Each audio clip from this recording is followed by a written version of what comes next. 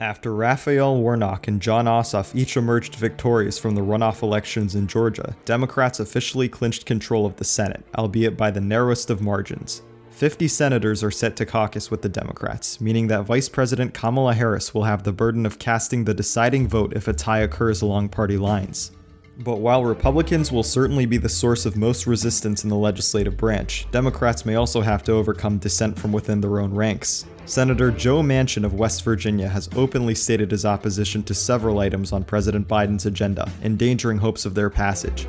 His willingness to vote down some proposals that the party has long advocated for makes him arguably the most important senator in Washington at the moment. So who exactly is this newly influential figure in the Senate? And why is Manchin ready to go against his own party on key issues? I'm your host Adam, and welcome to PoliScope. Senator Manchin is widely known for being among the most conservative Democrats currently serving in the Senate. He first rose to prominence in the national political scene after running for governor of West Virginia, successfully challenging incumbent Democratic Governor Bob Wise in 2004. He won the general election comfortably and made history by being the first West Virginia governor since 1964 to succeed a predecessor of the same party. Manchin's ability to get elected in a state that has voted consistently Republican in presidential elections since 2000 is in large part a result of his more conservative positions. He has consistently identified as pro-life, at one point received an A rating from the National Rifle Association, backed the coal mining industry and use of fossil fuels, and believes in fiscal responsibility when it comes to government spending. If you were to look at many of these stances without knowing his actual party affiliation, it would be easy to think he is something of a moderate Republican. But those very same stances are what have helped him remain in office and maintain popularity in West Virginia for so many years.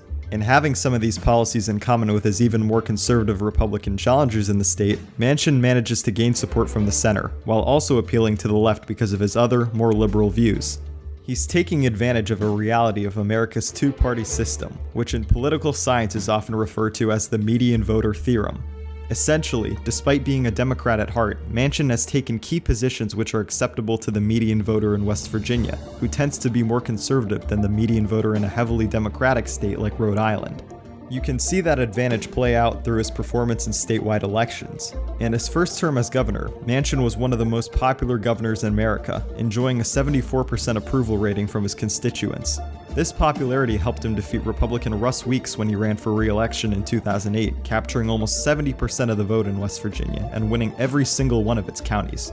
When longtime West Virginia Senator Robert Byrd died in 2010, Manchin leveraged his popularity and name recognition to run for the Senate, winning the election with 54% of the vote.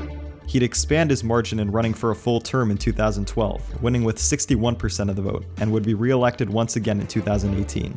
But Manchin's centrism isn't simply a tool to win elections. He's well known for his firm commitment to bipartisanship in the Senate, and has frequently worked with his colleagues across the aisle in order to get bills passed. During his first year in office, he set up one-on-one meetings with every other senator as a means of getting to know them better. And now, Manchin has been calling for a new era of bipartisanship in Washington, the kind that he believes could best suit today's divided Senate. For years, his largest frustration with the body he was elected to serve in was its lack of cooperative spirit, so much so that in 2018, he threatened to retire early amidst the government shutdown in January. That pressured leading Democrats into ending the shutdown, knowing full well that he could effectively hand his seat to a Republican come election time if he made good on his threat. But now, Senator Manchin doesn't need to threaten retirement to try and achieve his legislative goals. Without his vote, Democrats will have their agenda stalled, giving him extraordinary influence over what actions the party takes in the months to come.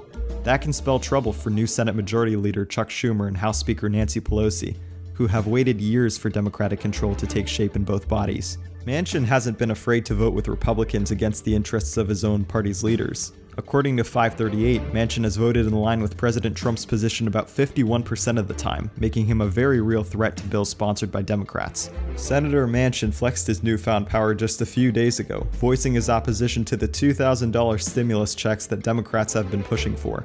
Senator Schumer had previously said that the larger checks were a top priority for Democrats, and President-elect Biden made them a central promise contingent on the Senate turning blue.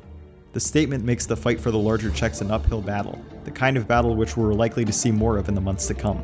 But the Democratic Party may still have an advantage it can use, one which also surprisingly comes from near the political center.